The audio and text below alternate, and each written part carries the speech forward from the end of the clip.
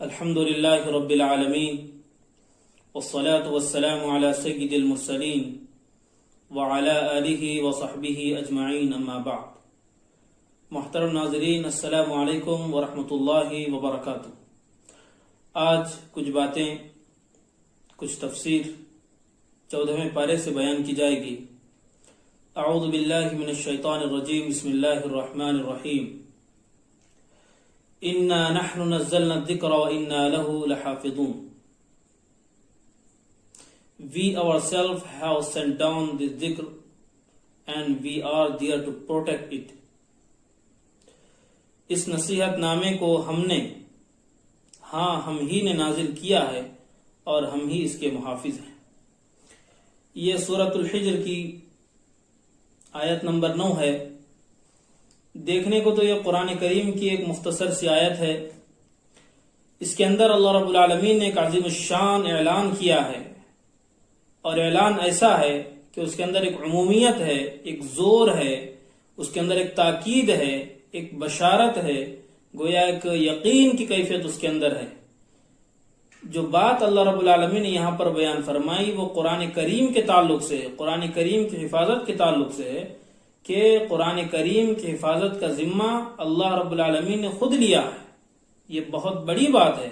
قرآن کے الفاظ، قرآن کی معانی، سب کچھ معنوی اعتبار سے، لفظی اعتبار سے کوئی تحریف اس میں ہو نہیں سکتی ہے، کیونکہ اس کی حفاظت جو ہے اللہ رب العالمین کے ذمہ ہے. یہ صرف قرآن کریم کی خصوصیت ہے آسمانی کتابوں میں کہ اس کا ذمہ اللہ نے لیا ہے، ورنہ جو دوسری کتابیں ہیں تورات اور انجیل کے تعلق سے اللہ رب العالمین نے بیان فرمایا بما استحفظوا من کتاب اللہ وکانوا علیہ شہداء، یعنی جن قوموں پر وہ کتابیں نازل ہوئی تھی انہی کو وہ فریضہ دیا گیا اس کی حفاظت کا. لیکن انہوں نے کیا کیا، پھر وہ تحریف کا شکار ہوئی، مسخ ہو گئی، اس کے اندر بہت سی چیزیں ایسی آ گئی جو اس میں نہیں آنی چاہیے تھی، تحریف کا وہ شکار ہو گئی. لیکن قرآن کریم آج 1450 سال ہو گئے ہیں، اس کے باوجود بھی آج تک اس کے اندر نہ ایک زبر کی تحریف ہوئی ہے نہ ایک زیر کی ہوئی ہے. کیوں؟ اس کی بنیادی وجہ یہ ہے کہ اس کا ذمہ اللہ رب العالمین نے خود لیا ہے، اور جس کی حفاظت اللہ کرے پھر اس کو کون چک سکتا ہے. تو یہ ایک عظیم الشان اعلان بڑی شان کے ساتھ، بڑی شوکت کے ساتھ اللہ رب العالمین نے اس آیت کریمہ میں نازل کیا ہے کہ قرآن کریم کی حفاظت یہ اللہ کی ذمہ داری ہے. حکومتیں آئیں گی، حکومتیں جائیں گی، اور جتنی کوششیں کی گئی قرآن کریم کو بدلنے کی، لیکن وہ کوششیں کامیاب نہیں ہو پائی. اور آج تقریباً 1450 سال ہو گئے ہیں، اس کے باوجود بھی آج مسلمانوں کے اندر دینی تعلیمات میں غفلت اور کوتاہی کے باوجود قرآن کریم کا حفظ کرنے کا جو سلسلہ ہے وہ آج تک بھی جاری ہے. لاکھوں بلکہ کروڑوں مسلمان، بڑے بوڑھے، جوان، لڑکے لڑکیاں، بچے بچیاں اس قرآن کریم کو اپنے سینوں میں محفوظ کرتے ہیں، اور کسی کوئی بڑے عالم کی مجال نہیں کہ کوئی ایک آیت غلط پڑے، زبر زیر کی غلطی وہاں پر آئے، فوراً لقمے شروع ہو جاتے ہیں. یہ قرآن کی حقانیت ہے، یہ قرآن کی سچائی ہے کہ اللہ رب العالمین نے اس کو نازل کیا ہے. قرآن کا ایک ایک حرف، اس کا ایک ایک گوشہ اور ایک ایک شوشہ برحق ہے، اور قیامت تک اسی طرح رہے گا. اس میں کسی طرح کی کوئی تبدیلی، کوئی رد و بدل اس کے اندر نہیں آئے گا، کیونکہ یہ اللہ کا کلام ہے، اللہ کا کلام ہے. دس از دا ورڈ آف اللہ رب العزہ. On this planet there is nothing more valuable than the Quran. Not his diamond, not his gold, not his oil, not his money, not his building, not his offices. The only most valuable treasure that we own is the Quran. اس دنیا کے اندر، پوری کائنات میں اگر کوئی چیز اہمیت کی سب سے زیادہ حامل ہے تو وہ قرآن کریم ہے جو ہمارے پاس موجود ہے. ایک سورۃ الحشر کے اندر اللہ رب العالمین نے قرآن کی عظمت اور اس کے جلال کے متعلق بات ارشاد فرمائی، لو انزلنا هذا القرآن على جبل، if we reveal this Quran on mountain، لرأيته خاشعا متصدعا من خشية الله، you would have seen the mountain crumble, pulverize under the might of the word of Allah رب العزہ.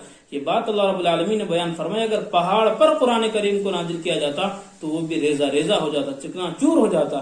لیکن انسان پر یہ نازل کیا گیا ہے تو اس سے یہ مطلوب ہے کہ انسان اس کی تاثیر کو قبول کرے. جب پہاڑ اس سے ریزہ ریزہ ہو سکتا ہے تو انسان کا دل کیوں نرم نہیں ہو سکتا ہے؟ اس سے بات بتائی جا رہی ہے. قرآن کی عظمت، قرآن کی صداقت، قرآن کی سچائی بالکل واضح ہے، اس میں کوئی دو رائے نہیں ہے۔ قیامت تک یہ چیز رہے گی، اس میں کسی طرح کی رد و بدل، کسی طرح کی تحریف اس کے اندر نہیں آئے گی۔ کیوں نہیں آئے گی؟ کیونکہ یہ اللہ کا کلام ہے، اللہ نے اس کی حفاظت اپنے ذمے خود لی ہے۔ ایک بات تو یہ ہوئی اختصار کے ساتھ، اور بہت سی باتیں اس کے اندر ہے، لیکن وقت کی کمی کی وجہ سے اختصار کے ساتھ اس پر یہیں پر اکتفا کیا جا رہا ہے۔ اور جو دوسری بات آپ حضرات کی خدمت میں عرض کرنی ہے آج کی تفسیر میں، وہ سورۃ النحل کی آیت نمبر 90 ہے۔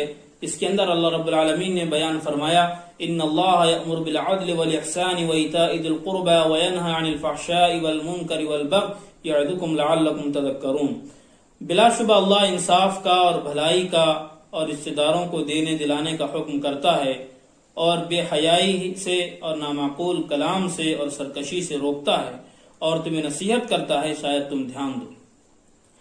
اس کے اندر جو بات جو آیت کریمہ پڑھی گئی ہے، یہ ہم عام طور سے خطبے کے اندر، جمعہ کے خطبے کے اندر، عیدین کے خطبے میں بھی آیت کریمہ سنتے ہیں۔ یہ کوئی نئی بات نہیں ہے، یہ سلسلہ ابھی سے شروع نہیں ہوا، بلکہ یہ سلسلہ اصاغر صحابہ کے دور سے حضرت عبداللہ بن مسعود رضی اللہ عنہ وہ خطبے میں اس کا اہتمام کرتے تھے، اس آیت کریمہ کے پڑھنے کا۔ اس کے بعد حضرت عمر بن عبدالعزیز رحمۃ اللہ علیہ، جن کو خلیفہ خامس کہا جاتا ہے، وہ بھی خطبے کے اندر اس آیت کریمہ کی تلاوت کا اہتمام کرتے تھے۔ کیوں کرتے تھے؟ کیونکہ اس آیت کریمہ کو ایک اہمیت حاصل ہے، ایک فضیلت حاصل ہے، کیونکہ اس چھوٹی سی آیت کے اندر جو 2 لائن کی ہے، اس کے اندر اللہ رب العالمین نے اسلام کی تقریباً تعلیمات کو بیان کیا۔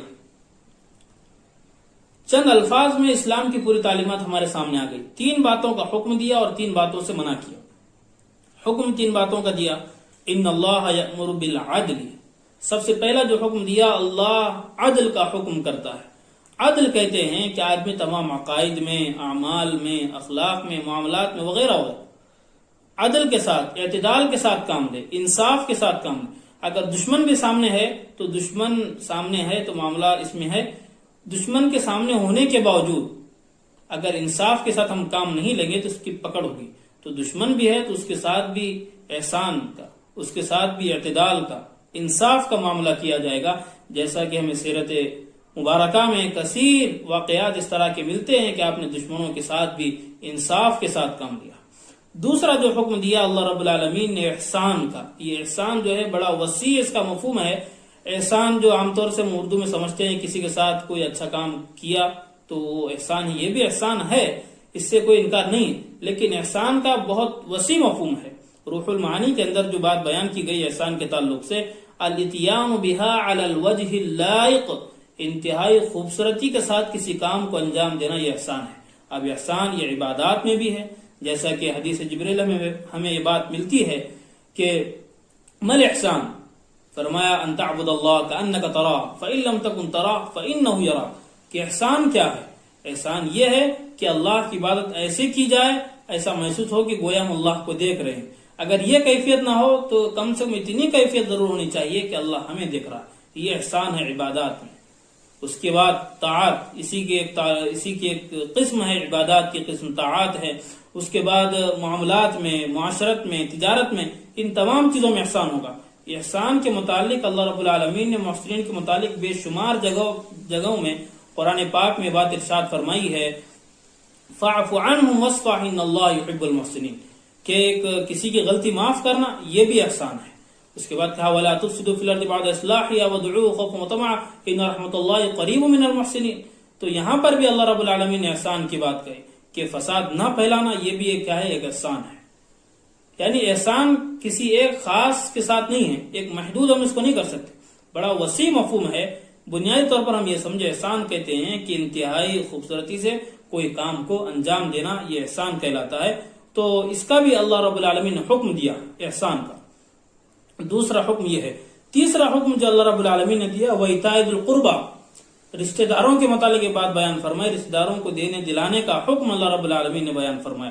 تفسیر بیضاوی میں اس کی تفسیر یہ کی گئی ہے وہ ایتاء ذی القربیٰ کی، اعطاء الاقارب ما یحتاجون الیہ، کہ اقارب کو رشتہ داروں کو وہ چیزیں دینا جس کی ان کو ضرورت ہے۔ تو یہ بھی جب احسان کی بات آئی تو اس کی سب سے بہترین شکل ہے وہ کیا ہے؟ رشتہ داروں کے ساتھ حسن سلوک، رشتہ داروں کے ساتھ اچھا معاملہ کرنا یہ اس کی بہترین شکل ہے جو اللہ رب العالمین نے اس کے بعد فوراً بیان فرمائی ہے۔ اور صلہ، جس کو ہم صلہ رحمی بھی کہتے ہیں، جو صلہ رحمی کی جو اہمیت اسلام کے اندر ہے وہ غیر معمولی ہے، بہت ہی اہمیت کے ساتھ اس کو بیان کیا گیا، بے شمار احادیث اس کے متعلق ہیں۔ اور ایک بات یہاں پر وہ بیان کی جائے زیادہ مناسب رہے گا کہ جب رسول اللہ صلی اللہ علیہ وسلم پر پہلی وحی نازل ہوئی، آپ بڑے گھبرا گئے، گھر تشریف لائے، کہا زملونی زملونی، مجھے چادر اڑاؤ۔ اس کے بعد آپ کو چادر اڑائی گئی، اس نے کہا انی خشیت علی نفسی، حضرت صلی اللہ علیہ وسلم نے فرمایا کہ مجھے اپنے آپ پر ڈر محسوس ہو رہا ہے، اپنی جان کا مجھے ڈر، خوف محسوس ہو رہا ہے۔ تو اس وقت آپ کی زوجہ محترمہ حضرت خدیجہ الکبریٰ رضی اللہ عنہا نے تسلی بھرے کلمات کہے، 5 کلمات کہے ہیں۔ وہ 5 کلمات میں جو پہلا کلمہ بیان فرمایا ہے تسلی کے طور پر، دلاسے کے لیے، وہ کلمہ کیا تھا؟ واللہ ما یخزیک اللہ ابدا۔ پہلے تو یہ کہا کہ اللہ آپ کو ہرگز ضائع نہیں کرے گا۔ کیوں ضائع نہیں کرے گا؟ 5 باتیں بیان فرمائی۔ ان میں سب سے پہلی بات یہ بیان فرمائی انک لتصل الرحم، کہ آپ صلہ رحمی کرتے ہیں، آپ رشتوں کو جوڑنے والے ہیں، اللہ آپ کو ضائع کیسے کر سکتا ہے؟ تو آدمی کو تسلی دینے کے لیے وہی کلمات کہے جا سکتے ہیں جو اس کی زندگی میں بہت اہمیت کے حامل ہوں۔ تو اس سے یہ بات معلوم ہوئی کہ اسلام کے اندر صلہ رحمی کی بے پناہ اہمیت ہے، اور دوسری احادیث سے بھی یہ بات معلوم ہوتی ہے۔ اور جہاں پر تذکرہ نکاح کرنے کا آیا وہاں پر بھی اللہ رب العالمین نے خصوصیت کے ساتھ رشتہ داروں کا یہ تذکرہ کیا، انا احللنا لک ازواجک اللاتی آتیت اجورہن وما ملکت یمینک مما افاء اللہ علیک وبنات عمک وبنات عماتک وبنات خالک وبنات خالاتک اللاتی ہاجرن معک۔ یعنی اللہ رب العالمین نے جہاں نکاح کا تذکرہ کیا وہاں تو ایک مطلق بات یہ کہی کہ آپ کے لیے دنیا کی تمام عورتیں حلال ہیں، لیکن وہاں پر اللہ نے جن رشتوں کو ہائی لائٹ کیا ہے وہ رشتہ داری ہے، یعنی خالہ کے بیٹے، خالہ زاد جو بیٹیاں ہیں ان کا تذکرہ اللہ رب العالمین نے یہاں پر فرمایا ہے، اور عمات کا تذکرہ کیا، پھوپھیوں کا تذکرہ کیا، اس کے بعد اس کے اندر اللہ رب العالمین نے چچا کا تذکرہ کیا۔ یہ تذکرے کیوں کیے؟ وہاں تو ایک بات سے ہم کو بات واضح ہو گئی تھی کہ تمام عورتیں حلال ہیں، لیکن اس کو ہائی لائٹ کرنے کی یہ وجہ ہے کہ یہاں پر رشتہ داروں کی اہمیت بتانا مقصود ہے، رشتہ داروں کی جو اہمیت ہے اسلام کے اندر وہ بتانا مقصود ہے۔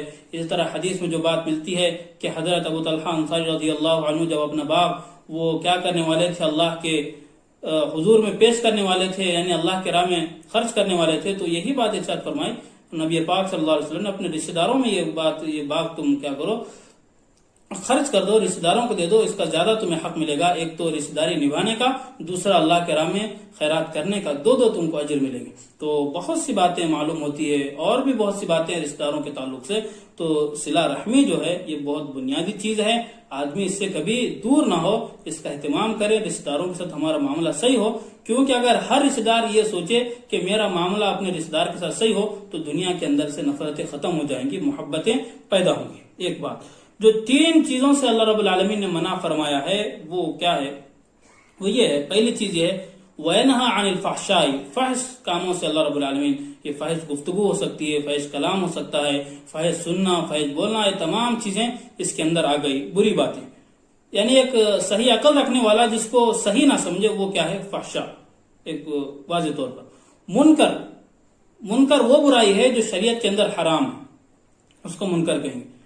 والبغی، ظلم و تعدی سے اللہ رب العالمین نے منع کیا، ایک فحشا سے، ایک منکر سے، تیسرا بغی سے۔ یہ فحشا اور منکر کا تعلق انڈیویجولی ہے کہ آدمی کے انفرادی چیز سے، انفرادی زندگی سے اس کا تعلق ہے، اور بغی کا تعلق جو ہے آدمی کی خود ذاتی زندگی سے نہیں ہے، بلکہ ظلم دوسروں کے ساتھ، اس کا اثر جو ہے تعدی ہے، اس کو اللہ رب العالمین نے ایک اہمیت کے ساتھ بیان کیا ہے۔ تو 3 کاموں کا حکم دیا، 3 باتوں سے روکا، گویا یہ پورے دین کا، پورے اسلام کا خلاصے کے طور پر ہمارے سامنے بات آئی۔ اس میں غور کریں گے اور بہت سی باتیں ہم کو ملیں گی، اور آخر میں اللہ رب العالمین نے یہ بیان کیا کہ یہ باتیں بیان کرنے کا مقصد کیا ہے۔ صرف واقعات بیان کر دیے، کچھ باتوں کا حکم کر دیا کافی نہیں، یہ بیان کرنے کا مقصد یعظکم لعلکم تذکرون، تاکہ تم اس سے سبق حاصل کرو، تاکہ تم اس سے نصیحت پکڑو، اس لیے یہ باتیں بیان کی گئی ہیں۔ تو آج ہم اسی بات پر ہم اپنی تفسیر کا اختتام کرتے ہیں۔ وآخر دعوانا الحمدللہ رب